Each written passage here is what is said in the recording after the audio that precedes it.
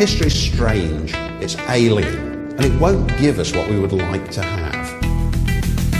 The McPherson Financial Group brings you hour 3 of a Tuesday morning, this 26th of August, 2025. Headline at BillMick.com, American government, is this how this works? And we kicked that around in our last hour. Didn't get through all the topics that raised the question. We will save those for our wide open Wednesday tomorrow. You can follow WMMB on Instagram at WMMB Radio.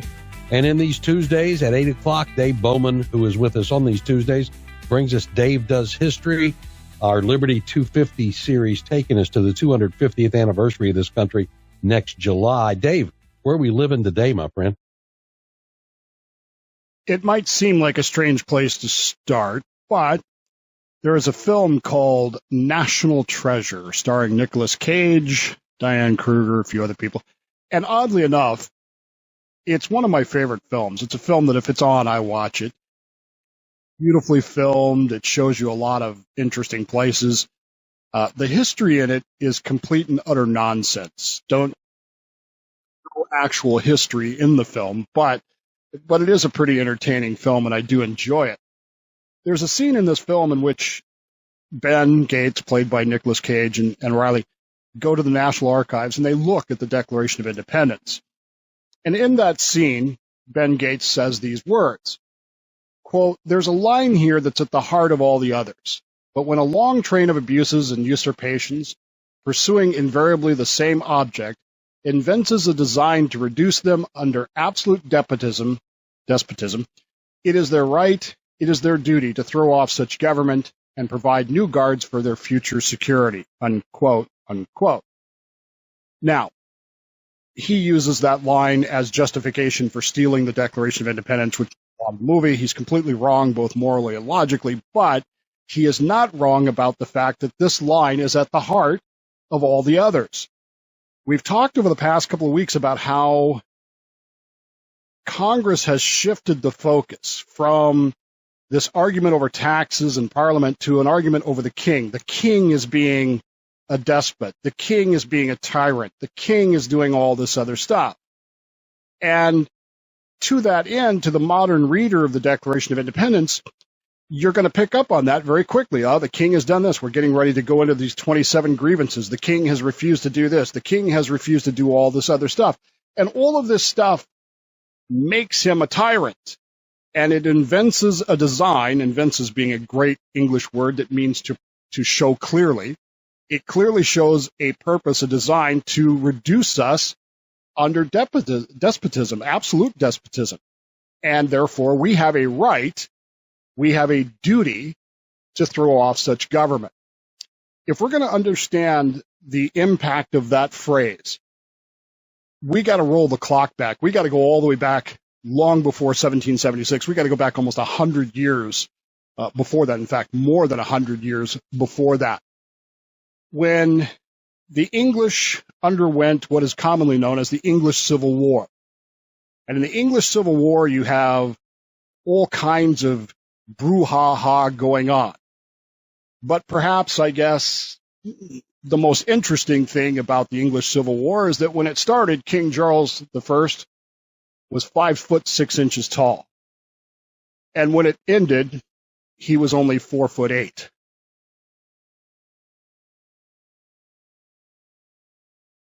4'8". Okay. And we continue and see what Dave's talking about in 60 seconds on WMMB.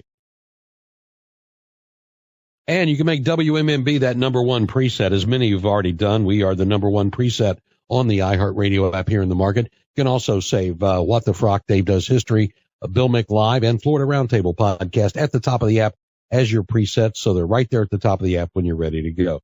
So, he gets shorter or loses something along the way, Dave.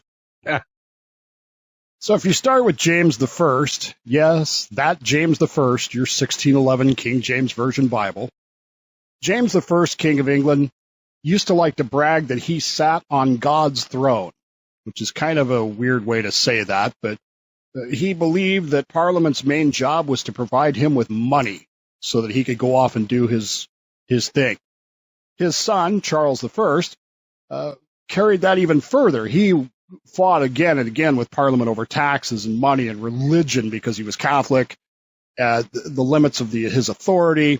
He dissolved Parliament multiple times, and this eventually results in the English Civil War in the 1640s. Parliament raises an army against the king. The king raises armies against Parliament. They have a big old war.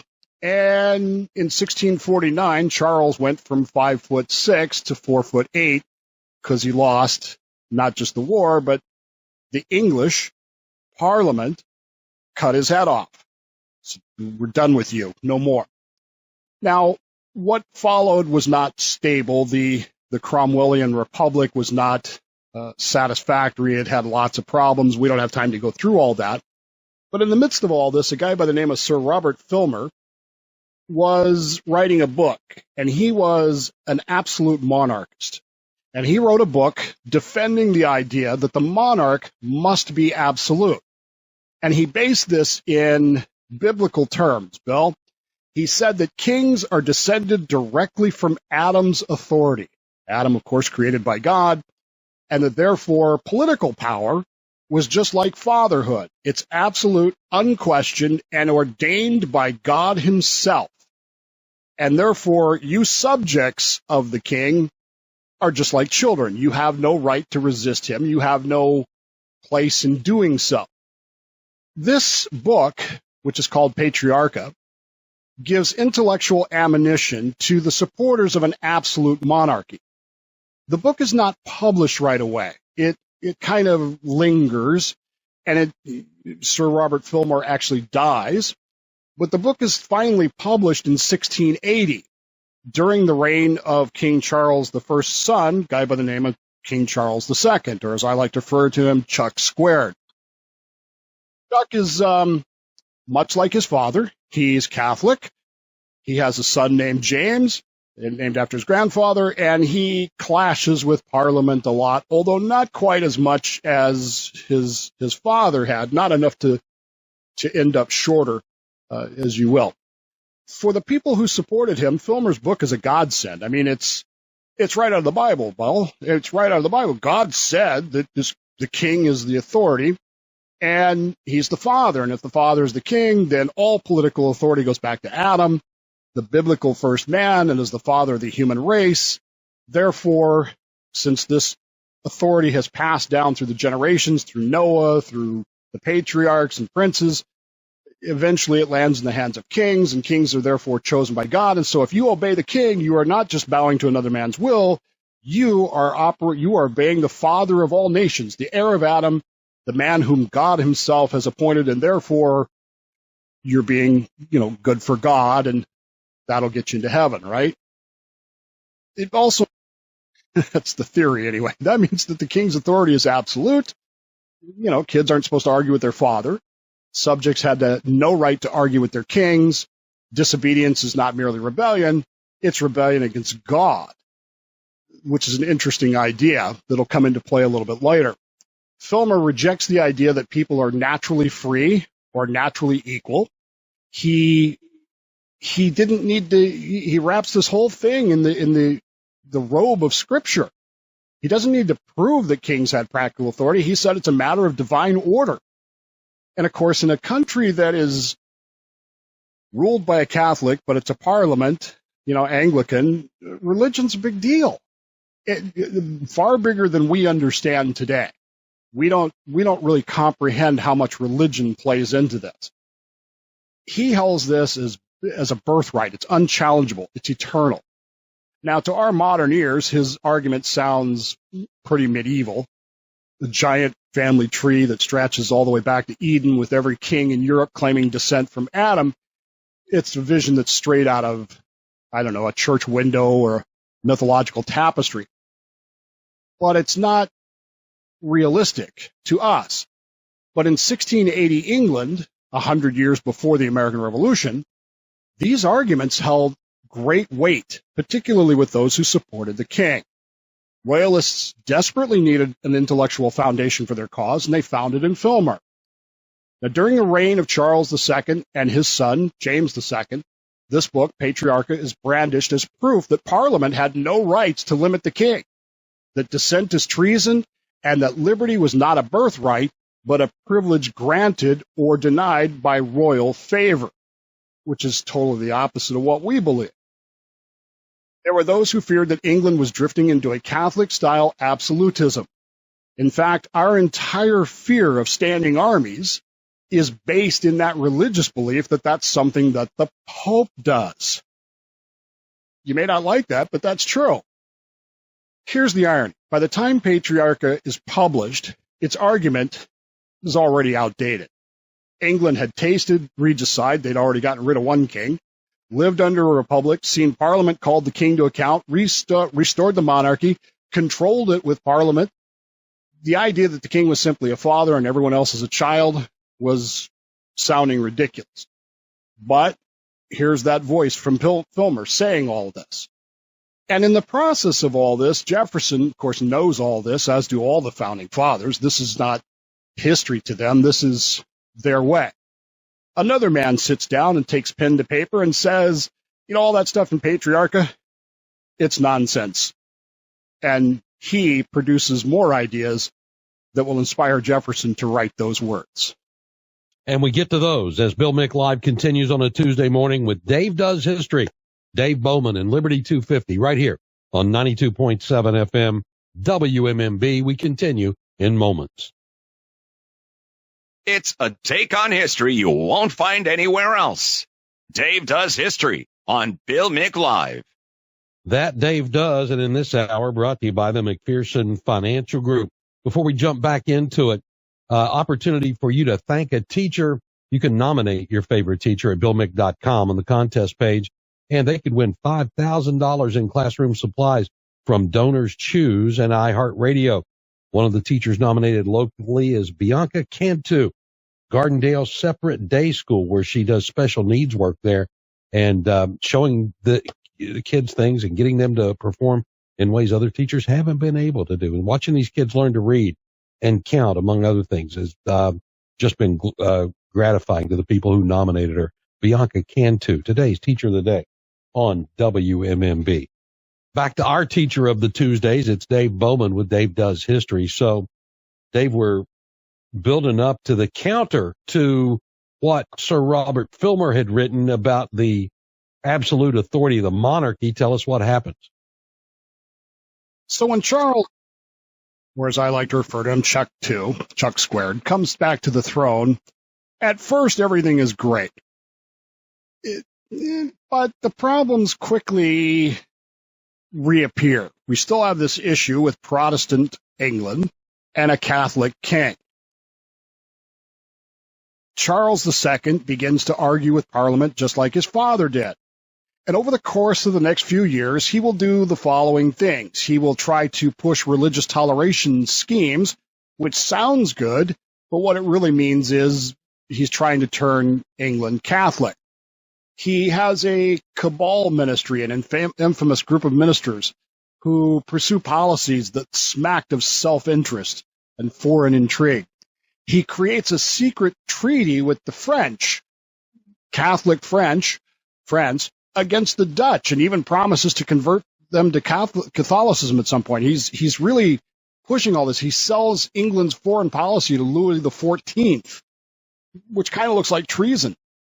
He creates a standing army. Again, as I said to you before, this is something that Catholic popes do. They have standing armies to suppress the people. That's where that fear comes from for us. He manipulates elections. Well, Parliament won't do what I want him to do, so he starts a thing called rotten boroughs, where he basically buys elections and ensures that the people that he wants in Parliament are there. And then there's this giant thing called the Popish plot, which we don't have time to get into, but it's a giant social media scam, much like the Cracker Barrel thing we talked about earlier, in which we're told that Catholics are doing a thing and everybody should be angry about it. Hundreds of people are arrested, 22 people are executed, and yet the entire thing is a total and complete lie. It's completely made up, and it occurs in England. When Charles II dies and James II takes his throne, James is openly Catholic. He's militantly Catholic. He doesn't hide his faith. He pursues Catholic positions. He puts Catholics in high positions, universities, governments. He defies Parliament's laws that ban them. He starts dispensing and suspending power for laws. He starts ignoring laws that Parliament has passed, specifically the Test Act. He reinforces not just the standing army, but he makes sure that it has Catholic officers. He puts 7 Anglican bishops on trial. We don't have time to go through all this stuff, but they're acquitted and they become national heroes. And then he does the thing that just can't be tolerated, Bill. He has a son. And a son, of course, is an heir to the throne. And a son who is an heir to a Catholic throne is going to be a Catholic. And we can't have that. And so John Locke sits down and he writes what is known as the Second Treatise on Government, primarily to counter Filmer's book and to remind us that, yeah, this isn't how this is going to work. We're not those people. So Dave, Locke sits down to write this and counter what has been laid out as far as the divine right of kings. Where's he going with it? John Locke's Second Treatise on Government is almost scripture to the founding fathers, the people that are there in Congress, to Jefferson, to Adams. Now, your average American colonialist probably hasn't read this, but they have these same innate ideas. They understand these things the same way. This is that American understanding, not just of liberty, but of pursuit of happiness as well. But it's Locke that actually puts this in writing in the 1680s. He writes that all men are free and equal. Remember that Filmer had said that, no, you're not born free, you're not equal, you're a subject to a king. Locke's argument is that we're born free, equal, and that we are governed not by a king, but by reason. He really gets into life, liberty, and property. He really likes the right of property. And Locke's position on property is that your right to property comes from your labor, not from a grant from the king. And that's an important distinction because hitherto, with kings and the divine right of kings, you didn't have property unless the king gave it to you. This is how the king bought loyalty. Remember, with his knights and serfs and that sort of thing, he would grant them land grants. And with those grants came what? The people that lived on that land. And now all of a sudden they had to work for that knight or whoever. The king gave that to them. Locke's truly, I wouldn't say radical ideas, but his ideas that very much differed from Filmer and the idea of divine kings was that legitimate government is formed only by social contract, i.e., the consent of the governed. If we don't agree to your government, you don't get to be governor. And we've already proved that once because we took Chuck the First and we made him 4'6" instead of 5'8". We explained to him at the point of an axe that you're not in charge here, we are. He also believed that there should be limits on power. Legislature's supreme, but bound by natural law. Executive held in trust. These are ideas that should sound very familiar to us because this is what we have come to believe, correct? He also argued that what the Parliament had done in the 1640s was correct, that King Charles I had gone too far and it cost him his head. He makes the same argument about James II, who had gone too far, and hence he is replaced on the throne by William and Mary, the stadtholder of the Netherlands, in the Glorious Revolution. We don't have time to go through all that history, but what you need to know is Parliament rose up, passed a law, said, nope, James, you're out of here. Your son will never be king. And we're going to have a law that says only a Protestant can be king. So we got to look around, find somebody who has a claim to the English throne and is Protestant and who will agree to this. Turned out to be James's daughter, who was married to William over in the Netherlands. And so William invades England. They give him the throne. And one of the things that Locke writes are these words. The reason why this is legitimate is because of a, quote, long train of abuses. And therefore we have the right to dissolve James's government. And of course, that's a phrase Jefferson catches on to. And it's a phrase that Benjamin Gates will later in the movie say, that's the heart of what this is all about. And we dig further into it as we were working our way toward July 4th of 1776, going all the way back to the 1600s to get us started today. And we continue in moments when Dave Does History here on Bill Mick Live. 321-768-1240 if you want to. Call Bill now. 321-768-1240. The McPherson Financial Group, this hour's sponsor of the program. Dave Bowman with Dave Does History, our Liberty 250 series, as we're looking at what led to the preamble to the Declaration of Independence and where did it all come from. Dave's been citing John Locke's second treatise of government. And Dave, you said Jefferson knew it well, even if general Americans did not, but the founding fathers did. This is absolutely true. The founding fathers, Jefferson, Adams, Franklin, others, when they sat down in 1776 to draft this, Jefferson especially, they're not working in a vacuum. They have been trained in law. They have been steeped in this history. They are steeped in the writings of Locke, Sidney, Montesquieu, the great canon of English constitutional thought. And by the way, there is no English constitution. It is a collection of ideas that everybody has agreed to. But he's also writing this with a specific audience in mind. Yes, the Declaration of Independence is going to be read in Philadelphia. Yes, it's going to be read in New York City. Yes, it's going to be read in Charleston and even Milledgeville.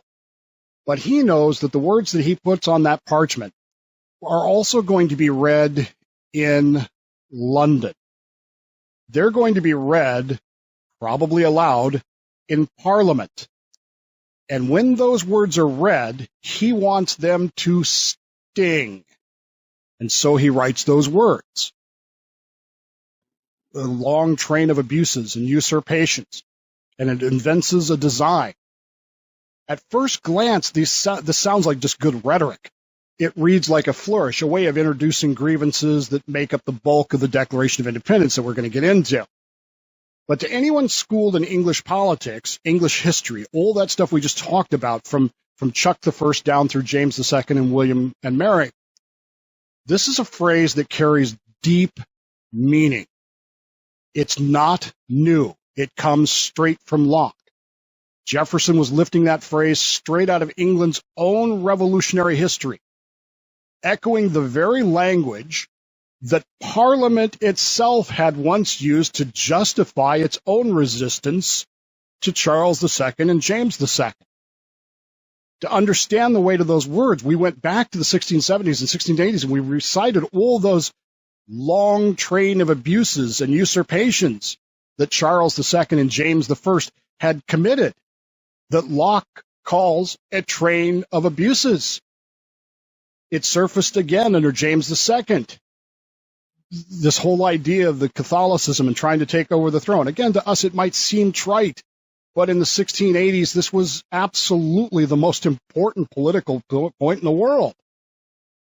It's this logic, this idea of this long train of abuses and usurpations that justifies the glorious revolution of 1688, when Parliament, that's right, the Whigs, stood up and said, hey, William of Orange, husband of Mary, claimant to the throne, why don't you invade our country, and when you win, we will declare the throne vacant, and we will make you the king. The justification was not a sudden rebellion. It was that James had forfeited his right to rule by this sustained train of abuses. He had placed himself in a state of war with his people, dissolving the contract that bound them to him. It was Locke's language, but it was also Whig rhetoric long before Locke put it in his book. Now, when we fast forward to Philadelphia, Jefferson takes up the quill, and he uses that very phrase.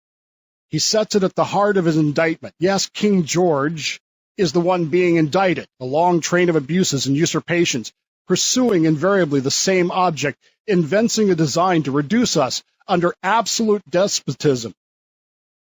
Those are not random words. They're not merely decorative.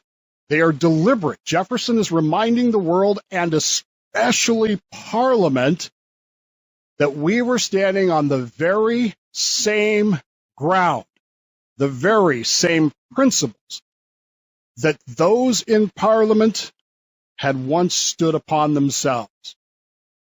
We talked in the first hour about, being misled by anger. We talked in the second hour about Antonin Scalia and the fact that he stood for what was right. These words that were given to the Whigs in 1776 in our Declaration of Independence were holding a mirror up to the Whigs. Look, do you believe what you said yourself, what you say you believe, or have you become that which you swore to destroy? It was a challenge that they could not easily answer, for their very words that they held sacred were turned against them. They had once denounced the Stuart kings with the same words, and now they either have to condemn the Americans for doing what they themselves had done and celebrated less than a century earlier, or they had to acknowledge that it's a dagger turned inwards, exposing their own hypocrisy. This is the subtle genius of Jefferson's rhetoric. It's not just Lockean philosophy, though his fingerprints are everywhere through the preamble. It's Whig rhetoric, Whig, W-H-I-G, weaponized against the Whigs themselves. Jefferson saying, you taught us this, you fought for this, you bled for this, and now we claim the exact same right, and you try to brand us as rebels? You can't have it both ways. Either you're rebels, or we're all rebels, or none of us are.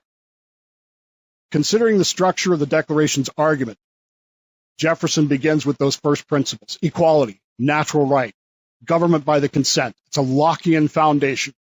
But then he pivots to history, the long train of abuses that proves the design. This is Whig logic, English logic. It's Parliament's own argument. And then he turns to the judgment. And when such design is evident, the people not only have the right, but the duty to throw off such government. The same exact conclusion that Parliament had once reached in 1688. By using the very words of the Whigs, Jefferson is binding the American cause to English tradition. He's saying, in effect, we're not inventing revolution. We're not borrowing it from the French. We are walking the same path you walked down. We are the real Englishmen. We are defending real, true English rights. It matters because Jefferson's declaration was meant to do more than just declare independence. It's meant to persuade. It's meant to influence. We need allies. We've got to explain to them why we're doing it. We need legitimacy in the eyes of our own people, many of whom still think of themselves as loyal subjects of the crown. But wait a minute. Remember that Parliament is what we are supposed to be rooting for. And by burying the American case in English history, Jefferson gives it credibility. He shows that resistance to George III isn't just a radical break. It is the very definition of English liberty. The irony, of course, is that George III, it really isn't James II. English historians will remind us of this, that he wasn't. He wasn't in trying to impose Catholicism. Although, if you recall, there was some argument that with the Quebec Act, he was trying to. He didn't dissolve Parliament. He didn't necessarily ignore laws. In fact, that was part of our complaint, is that he didn't ignore the laws that we thought were unconstitutional. He was, in fact, more limited by Parliament than the Stuarts have ever been. But that hardly mattered, because the pattern was the same: taxation without representation, standing armies in peacetime, governors ruling without assemblies, charters revoked, trade restrictions, petitions ignored. Each grievance on its own might be tolerable and might be sufferable, while evils are sufferable. But taken together, they form a pattern, a long train of abuses and usurpations that point to a single design. That was Locke's argument, it was Parliament's argument, and now it's our argument. And that's why that phrase is more than just rhetoric. It's at the heart. It's the hinge between the English and the American revolutions. It's the thread that connects the regicide of Charles I, the exile of James II, and the Declaration of Independence from George III. It turns the preamble into a transatlantic echo chamber, bouncing the words of the Whigs right back at them and reminding them that tyranny is tyranny no matter what century and no matter what continent. When Jefferson wrote that line, a long train of abuses and usurpations, he's not merely accusing George III. He's accusing Parliament of betraying their own creed, of forgetting their own words. And he was telling the world that America had not invented liberty, but inherited it, and that the Revolution of 1776 was the rightful child of the Revolution of 1688. And we continue in a minute on Bill Mick Live. Dave, you know what I like about this is that Jefferson used as precedent of English history to justify the U.S. making these claims and breaking away, not as rogue colonists, but as Englishmen themselves. And we have a right to this because it's what you've done. It's what we've done. I think that was brilliant. It's an amazing example to me of if you know your history, you know your arguments. You want to know why you study history? That's why. It doesn't have anything to do with repeating the past. It has to do with understanding why things happen. And this is my concern today is how many people, even in this audience, could even give you a general outline of why the English Revolution occurred, the Glorious Revolution of 1688. And yet our own country's founding is literally steeped in that. Yeah, rooted in it. Yeah. So little understanding of it. Well, and that's why I think what you do with us here on these Tuesdays is so valuable, because it's a look that we didn't get in our history classes in school. We didn't get, if we pursued it any further. We're getting it now, and we're getting a look that, at least for me, makes me appreciate all of this history so much more. And Dave, I appreciate all the work you put into it, because I know it's a love of yours, but it's also a labor that you have to go through to get there. Especially this morning, it's hot. And we're just scratching the surface. There's so much more out there that you could read, study, and get to know and begin to understand. Why is there a United States? Well, it starts long before 1760. Yeah, it sure does. And we will continue further with Liberty 250 next week in our 8 o'clock hour on a Tuesday. That'll be our first day back next week after the Labor Day holiday. Thank you to McPherson Financial Group for bringing you this hour. Tomorrow, a wide open Wednesday. Take us where you like. Dave, thank you. We'll see you next week. Check out more stories from history at davedoeshistory.org.